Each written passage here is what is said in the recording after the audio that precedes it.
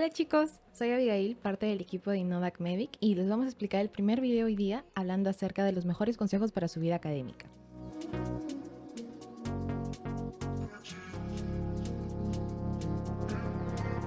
Esos consejos son necesarios, chicos. Usualmente la mayoría de estudiantes lo descubre a mediados de la carrera o qué sé yo. Siempre es muy complicado al principio entender el método para estudiar y siempre te dicen, ¿no? Cada quien descubra su propio método, tú lo vas a descubrir a mediados de la carrera, pero en ese proceso uno muchas veces siente que no está aprendiendo mucho, ¿no? Entonces esos son los consejos necesarios, son básicos, son sencillos, que usualmente los que ya están en la carrera les va a parecer muy básico, muy fácil, pero para el que recién entra es algo muy útil, ¿ok? Entonces, ¿qué tenemos por aquí? Estudia para salvar vidas y no para probar, ¿ok? Tenemos que tener en mente que primero medicina es una carrera en la que se va a leer bastante, ¿no? Siempre te dicen que medicina es la carrera que más lees, que no vas a poder dormir, no vas a poder tener vida social y usualmente no es cierto, chicos, ¿ok? Simplemente tienen que tener un buen método de estudio, ¿ya? Tenemos dos mecanismos que hace el estudiante, ¿no? Simplemente lee y memoriza. Memoriza.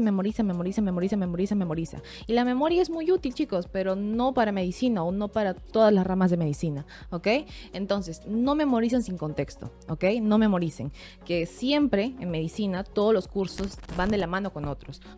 No me vas a venir a memorizar un tema de anatomía y luego no vas a poder explicarme algo en fisiopatología, ¿ok? Entonces, intenta entender mecanismos. ¿Te vas a demorar un poco más? Tal vez, porque no es tan fácil como memorizar, pero se te va a quedar para mucho más tiempo de lo que va a ser memorizar, ¿ok? Entonces, puedes utilizar el método de preguntas claves. ¿Por qué ocurre? ¿Qué pasa si falla? ¿Cómo se manifiesta en el paciente? ¿No? Son preguntas sencillas, son preguntas básicas, pero si las intentas relacionar con el tema que estás estudiando, te van a ayudar bastante, mucho, ¿ok? Y algo bastante útil. Cuando vas a exponer, que usualmente siempre te dicen, ¿no? Exposición para tal día, exposición para mañana, para pasado, 3, 4 temas para mañana, para pasado. Si no puedes explicarlo sin diapositivas, no lo dominas, ¿ok?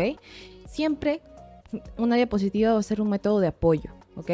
Entonces, si vas a venir a leer una diapositiva, primero que no lo sabes, ¿ok? Porque tú vas a explicar al docente y el médico ya se lo sabe, el médico lo ha visto un montón de veces. Entonces, ¿para qué quieres explicarle? ¿Para él? O tú haces la exposición para que él sepa que tú estás aprendiendo, ¿ok? Entonces, si no puedes explicarlo sin diapositivas, no lo dominas. Domina tus libros base, ¿no? Siempre te dicen, uy, vas a tener un montón de libros de medicina. Y en parte es cierto, pero primero, no es importante tener los libros en físico, ¿ok? Algunas personas de repente no les parece, no les gusta mucho lo digital, sienten que es muy cansado estar ahí siempre en la laptop, en la tablet, en lo que sea, leyendo tantos libros, y algunos prefieren lo físico, ¿no? O sea que está perfecto. Pero si no tienes la opción para tener un libro físico, que usualmente en el área de medicina son bastante gruesos los libros, no hay problema en que sean digitales. Hay muchas opciones para que tú puedas hacer tus apuntes digitales o incluso leerlo en tu celular y apuntar en tu cuaderno, ¿no? Así que no hay excusas en ese tipo de cosas. Vas a tener cursos importantes, cursos de ciencias básicas y cursos de ciencias clínicas, ¿ok? Ahora, ¿para qué necesitas tú 4 libros hablándote de la misma cosa? Si centrándote en tu libro principal, en tu libro base, es mucho más fácil para que luego puedas leer ciertos artículos, ciertas revistas, o de repente por ahí puedes tener como apoyo ciertos libros, pero siempre domina tu libro base, ¿ok? Un libro bien estudiado vale más que 10 ojeados. Tienes Testut, que es un libro excelente para anatomía, por ahí tienes otros, ¿verdad? Tienes Guyton, que es para fisiología, tienes Harrison para medicina interna y tienes el Goodman y Gilman para farmacología, ¿ok? Esos son los libros básicos, ¿ok? Los libros básicos que utilizan esos cursos. Pero por ahí tienes Netter, tienes el Tortora, tienes el Moore, tienes el Robbins, tienes el Katzun, que son libros accesorios, ¿ok? Algunos los toman como su libro base, está perfecto, pero siempre consulta en un libro base para que sea mucho más fácil para ti, porque imagínate que solamente estás leyendo un libro y luego vas a otro, y a otro, y a otro, y a otro, y a otro, y no terminas de leer ni siquiera un capítulo de un solo libro, ¿ok? Entonces, primero ten un libro base en la que puedes revisar, puedes tener el tema como tal, un tema extenso como tal, y luego puedes ayudarte con el Netter en anatomía. Luego vas con Guyton y tal vez el Tórtora, que es un libro más digerible, puedes hacerlo. Y así, ¿ok? Es mucho más sencillo. Escribe para aprender, ¿ok? Usualmente cada tipo de alumno tiene un método fácil, un método útil para poder aprender el tema, ¿ok? Está bien no memorizar, sí, está bien no memorizar, pero por ahí de repente a alguno le sirve escuchar, a otro le sirve dibujar, otro le sirve hacer cualquier otro tipo de cosas. Tienes que descubrir qué es lo que te sirve en ese tipo de cosas, ¿ok?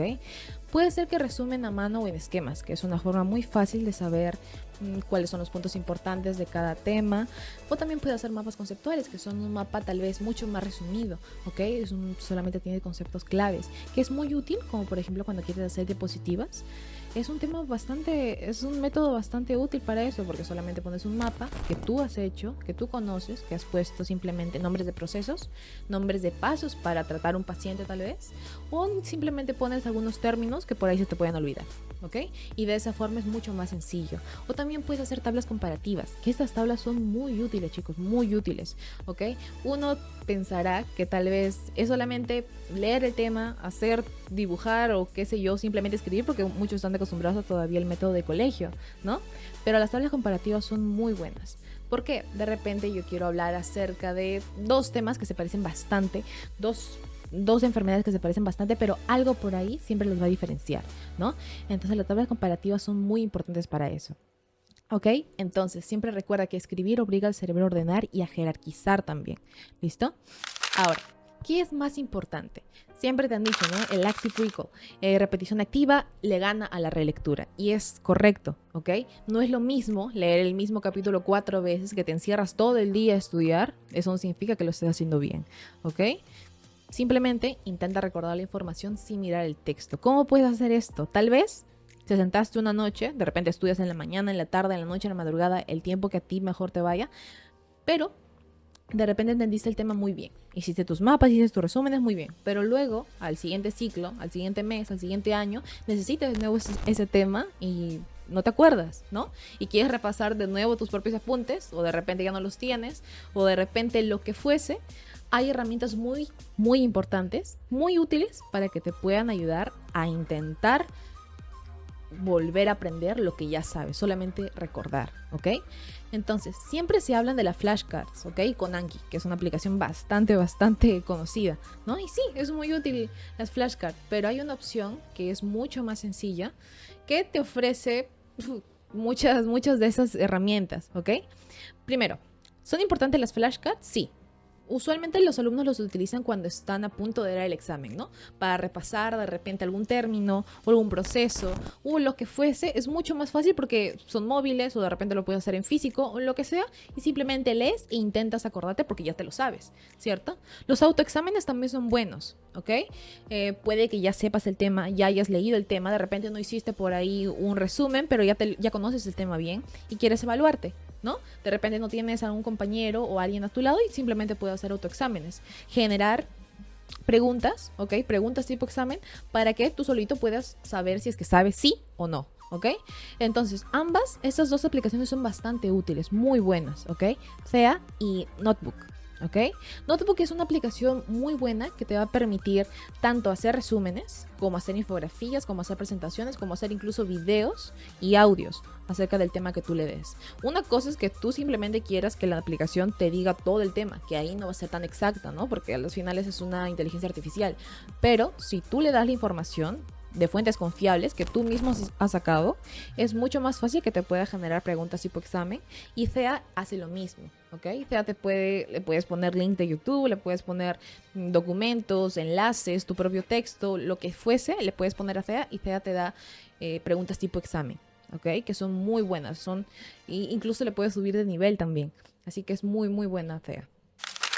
Estudia todos los días, ¿no? Siempre dicen, bueno, voy a estudiar tal y tal y tal día porque el descanso es importante. Y sí, es importante el descanso, tampoco se dice que te tengan que matar estudiando, porque no, primero no vas a descansar bien y segundo no vas a digerir lo que estás estudiando, ¿ok? Pero sí se estudia todos los días, pero no por largas horas, ¿ok? Entonces, que tú estudies 2 a 4 horas diarias es mucho mejor a que estudies 12 horas el día antes, ¿no? Para el examen tal vez, o qué sé yo. Pero es muy bueno que sigas este ritmo para que luego sea mucho más fácil para ti, porque solamente estás acostumbrado al estudio, estás acostumbrado a leer lo que lees en esas 2 a 4 horas y se te hace perfecto. Mucho se habla acerca de la técnica de Pomodoro, ¿no? Algunos consideran que no es tan buena porque sienten que se desenfocan, otros consideran que tal vez por ahí no quieren estudiar más y está bien, pero a algunas personas les sirve como inicio para descubrir su método de estudio. Es una herramienta bastante útil. Si la técnica de Pomodoro todavía sientes al inicio que puedes seguir estudiando más, te ayuda a concentrarte esos 50 minutos de estudio y a los 10 de descanso te ayuda a digerir un poco lo que estás estudiando. Pero si sientes que luego no te sirve, no hay problema en que la dejes, ¿ok? Pero si todavía no conoces tu método de estudio, si todavía no sabes qué es para ti, simplemente puedes empezar por la técnica de Pomodoro y se te va a hacer mucho más fácil luego, ¿ok?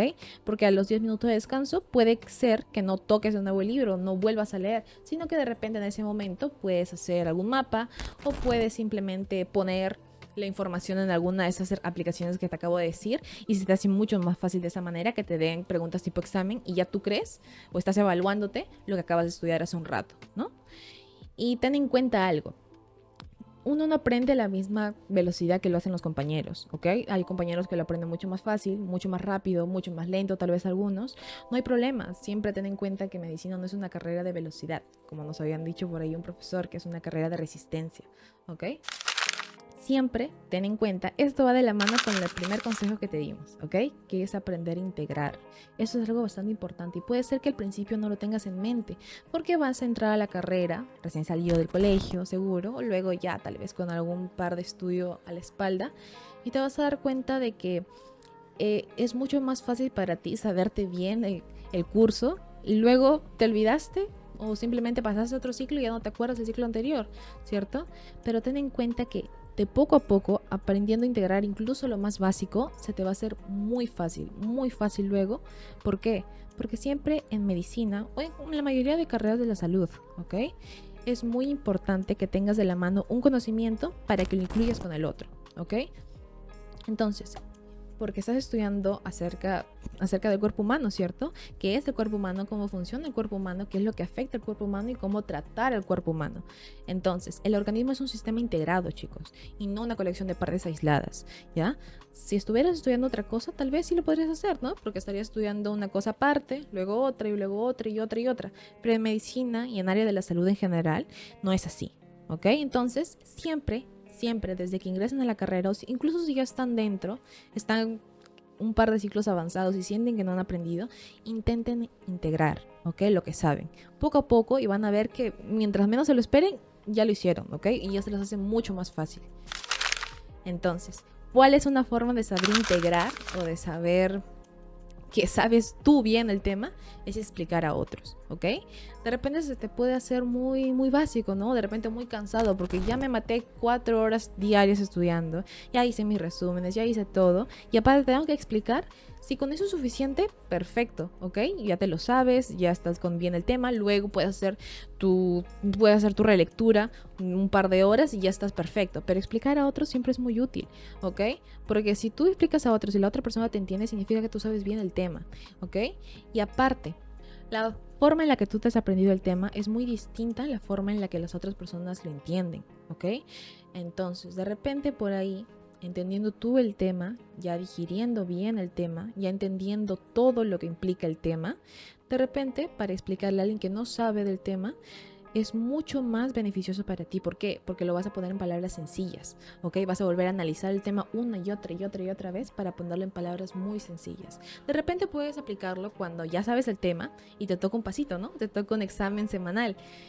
Puedes ir con un compañero o incluso puedes hacerlo tú mismo, ¿no? O sea, cerrar todo y volver a hablarte tú solito. Aunque piense que estés loquito, no importa, porque estás activando bien tu memoria, estás activando bien lo que tú ya conoces y simplemente lo entiendes de otra manera, ¿ok? Y si no puedes explicarlo, no lo sabes, ¿ya?